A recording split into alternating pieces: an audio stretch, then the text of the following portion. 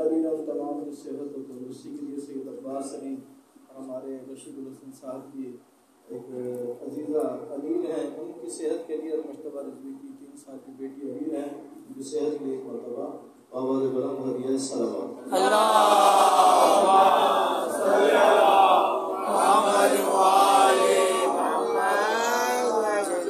اعوذ باللہ من الشیطان الرجیم، بسم اللہ الرحمن الرحیم، الحمد للہ الذی ہدانا لہذا وما كنا لنهتدي لولا أن هدانا الله لقد جاءت رسل ربنا بالحق والصلاة والسلام والتحية والإكرام على أشرف الأنبياء والمرسلين أبي القاسم محمد اللهم صل على محمد وآل محمد الطاهرين المعصومين المنتجبين المظلومين الذين ذهب الله عنهم الرجس وطهرهم تطهيرا اللهم صل على محمد وآل محمد سبحانه وتعالى في محكم كتابه المبين وقوله الحق بسم الله الرحمن الرحيم وكونوا مع الصادقين درود پڑھنے والے اللهم صل على محمد وآل محمد۔ جو بہن مہربان مخصوص رحم کرنے والا ہے، بے شک سورہ مبارکہ توبہ کی ایک آیت مبارکہ کی حصے کی میں نے تلاوت کا شرف حاصل۔ سبحان سبحان۔ اس میں خالق دو جہاں صاحبان ایمان کو حکم دیتا ہے اور سچوں کے ساتھ ہو۔ بے شک بے شک۔ اور کیا جائے تو دنیا میں ہر شے کی کچھ نہ کچھ وقت قدر و قیمت ہوتی ہے، جی بے شک۔ جب تک وہ قدر و قیمت باقی رہے اس شے کی اہمیت ہوگی، بے شک۔ اور جب وہ خاصیت وہ قدر و قیمت ختم ہو جائے تو اس شے کی اہمیت کم ہو جاتی ہے۔ آپ پھولوں کو اس وقت تک اہمیت دیتے ہیں جب تک ان میں تازگی ہو اور ان میں خوشبو ہو۔ جب وہ تازگی کم ہو جاتی ہے اور خوشبو کم ہو جاتی ہے تو آپ اس پھول کو اہمیت نہیں دیتے۔ اسی طرح موتی اس کی قدر و قیمت ہے، اگر وہ اپنی خاصیت کھو بیٹھے تو وہ آبینے سے بھی بدتر ہو جائے گا۔ بالکل اسی طرح انسان کی قدر و قیمت اس کا کردار ہے، اس کا اخلاق ہے، سبحان اللہ اور اس سبحان اللہ۔ کردار میں جو سب سے اہمیت والی شے ہے وہ ہے سچائی۔ سبحان اللہ سبحان اگر اللہ۔ کسی شخص میں سچائی نہ ہو بے شک بے شک۔ تو اس کی قدر و قیمت، اس کی اہمیت کم ہو جاتی ہے۔ بہت توجہ کیجیے، سچائی کا تعلق انسان کے ضمیر سے ہے، انسان کے دل سے ہے۔ جو بھی بات انسان کے دل میں ہوتی ہے وہ زبان پر آ ہی جاتی ہے، یا زبان ترجمانی کرتی ہے اس کی دل کی۔ جو بات دل میں ہو وہ زبان پر آ جاتی ہے۔ بہت توجہ کریے گا۔ اور عزیزان محترم، جب زبان ترجمانی کرتی ہے دل کی تو عزیزان محترم بالکل اسی طرح جب انسان اپنے اخلاق کو اور اپنے کردار کو پیش کرتا ہے تو خود بخود اس معاشرے میں ایک اعلیٰ مقام حاصل کر لیتا ہے۔ لیکن کبھی ایسا بھی ہوتا ہے انسان اپنے دل کی بات اگر زبان سے بیان نہ بھی کر رہا ہو تو اشارہ کر کے اپنی بات کو واضح کرتا ہے، لیکن اگر بات اہمیت والی ہوتی ہے اشارہ بھی کرتا ہے اور زبان سے بھی کہتا ہے۔ غدیر خون کے میدان میں بات اتنی اہمیت والی تھی کہ زبان سے بھی کہا اور اشارہ بھی کیا، من قلت مولا ہو فہذا علی مولا۔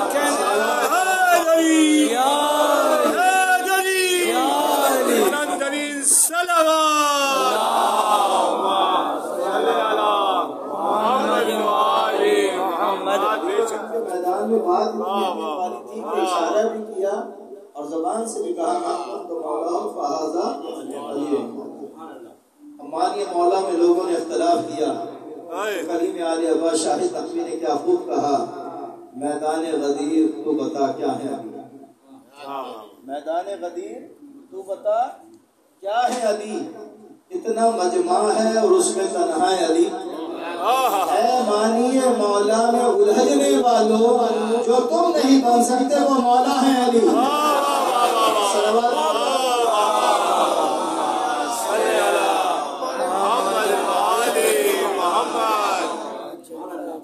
اب سچا کسے کہتے ہیں اور سچ کی تعریف کیا ہے؟ سچا ہم اسے کہتے ہیں کہ جو بیان اصل حقیقت کے مطابق جاری کرے، اور سچ کسے کہتے ہیں جو بیان اصل حقیقت کے مطابق ہو وہ سچ ہے، جو بیان کرے وہ سچا ہے۔ بہت توجہ کرے، لیکن ہمارے سامنے اس سے بھی بلند درجہ ہستیاں موجود ہیں، اگر وہ کہہ دیں تو سچ ہو جائے۔ کیا بات ہے، بے شک بے شک تو سچ ہو جائے۔ اگر کہہ دیا کہ صبح کو درزی کپڑے لے کر آئے گا تو پھر رضوان جنت کپڑے ہی لے کر آئے گا۔ صلوات پڑھے گا۔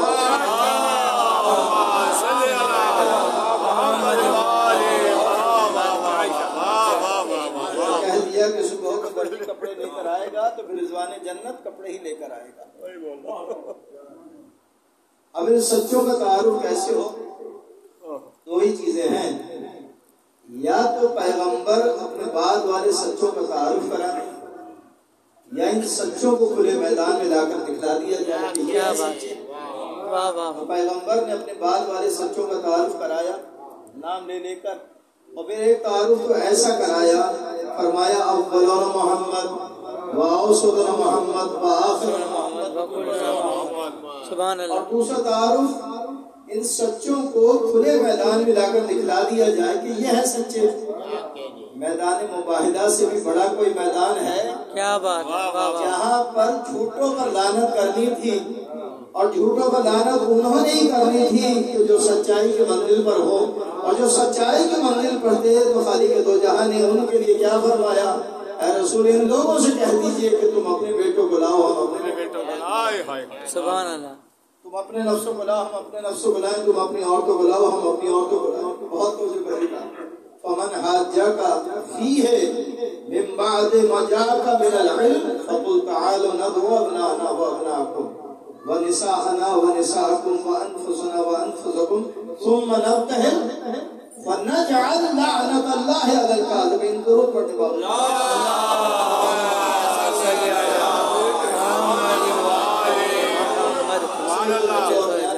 کہ اس وقت حضور ذہنی نہیں ہے کہ میں کچھ بیان کر سکوں۔ صلوات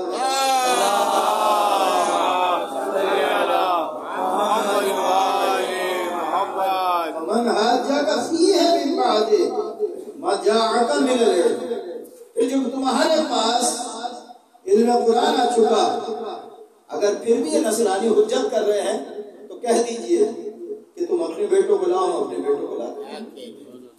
لہذا جو آئے تھے نصارہ نجران وہ تو ملاقات کے لیے آئے تھے، اور پھر جو انہوں نے ملاقات کی اور جب بات ہوئی اور توحید پر بات آ کے رکی، تو بات یہاں پر آ کے رکی کہ وہ حضرت عیسیٰ علیہ السلام کو اپنے عقیدے کے مطابق، اپنے نظریے کے مطابق بیان کر رہے تھے۔ تو خالق دو جہاں نے کیا فرمایا؟ اے رسول، عیسیٰ کی مثال اللہ کے نزدیک ایسی ہے جیسے آدم کی مثال۔ عیسیٰ کے فقط باپ ہی نہیں ہے، آدم کے تو نہ باپ ہے نہ ماں۔ بہت توجہ کریے گا۔ سبحان اللہ۔ لہذا خالق دو جہاں نے اب واضح طور پر پیغمبر سے فرمایا کہ اب ان کے ساتھ آپ مباہلہ کریں۔ لہذا جو معیار قرار دیا گیا تھا مباہلے کے لیے، کیا قرار دیا گیا تھا؟ میدان میں سب جمع ہوں گے، اور جمع ہونے کے بعد وہاں پر جھوٹوں پر اللہ کی لعنت کی جائے گی۔ اب اگلے دن جو ہوا تو ہونا کیا چاہیے تھا جب آیت میں کھلی جھوٹ تھی؟ مدینے کے سب مرد آتے اور عرض کرتے یا رسول اللہ ہمیں بھی آپ اپنے ساتھ لے چلیے۔ مدینے کی عورتیں آتی اور آنے کے بعد کہتی یا رسول اللہ آپ ہمیں لے کر چلیں۔ مدینے کے بچے آتے اور آ کر کہتے یا رسول اللہ آپ ہمیں لے کر چلیں۔ نہ مرد آئے، نہ عورتیں آئیں، نہ بچے آئے۔ کیوں؟ وہ جانتے تھے وہاں جھوٹوں پر اللہ کی لعنت کرنی ہے۔ اور جب جھوٹوں پر اللہ کی لعنت کرنی ہے تو وہی جا سکتا ہے جھوٹ جس کے قریب سے نہ گزرا ہو، وہی گئے جن کے لیے خالق دو جہاں نے فرمایا انما یرید اللہ لیذهب عنکم الرجس، رجس ان کے قریب نہیں آ سکتا ہے، رجس مدار نہیں ہے جو ان کے قریب آئے، وہی گئے جو خالق دو جہاں نے منتخب کیے تھے۔ صلوات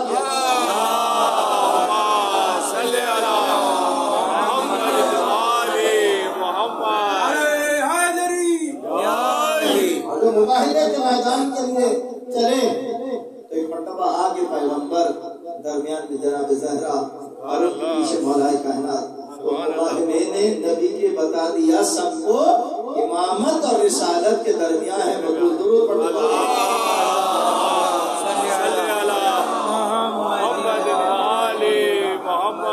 اور جب ان لوگوں نے دیکھا ان ہستیوں کو تو کہا یہ وہ چہرے ہیں، اگر پہاڑ کو اشارہ کریں تو پہاڑ اپنی جگہ چھوڑ دیں۔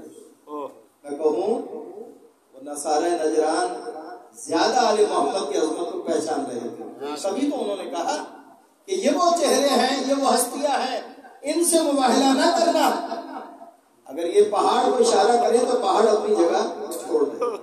میں کہوں کربلا کے میدان میں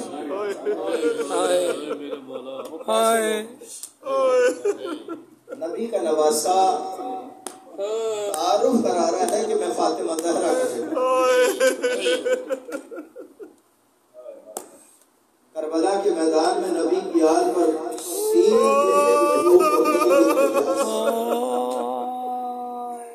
اور بچوں کی صدائیں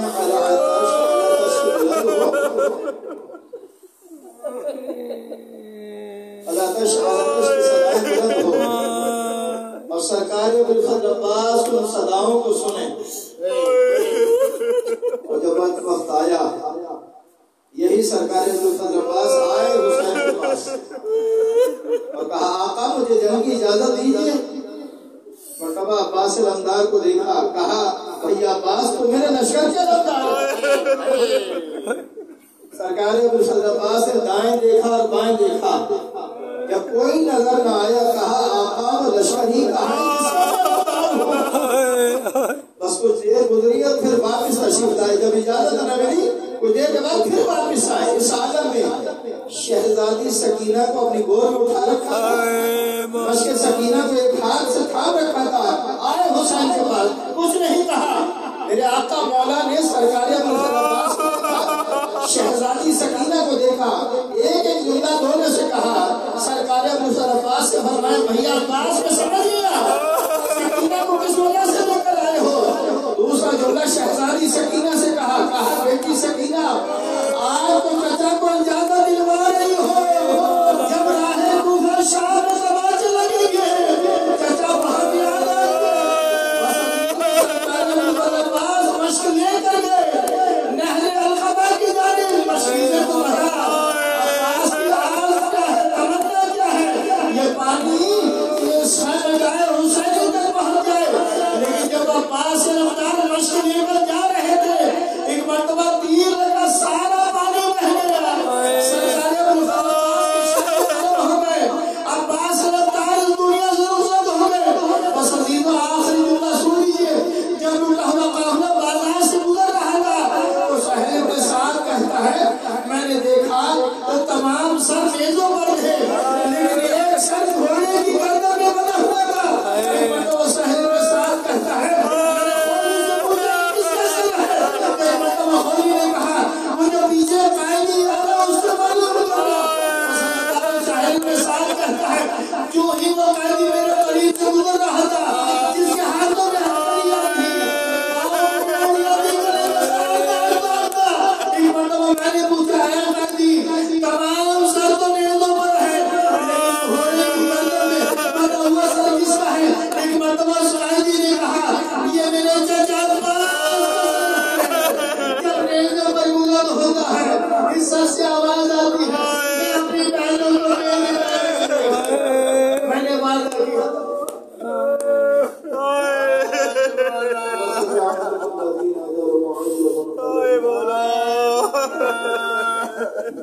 خدا اس قدیر وعدے کی عبادت کو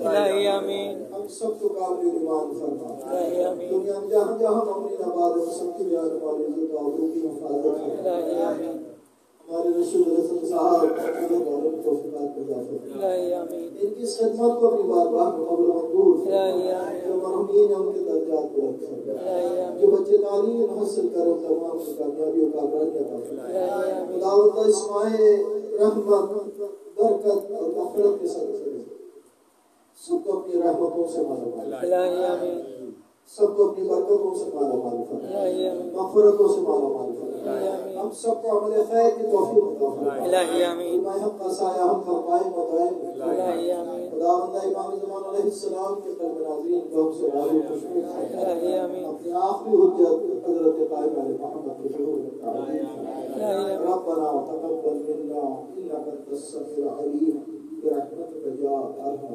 الراحمين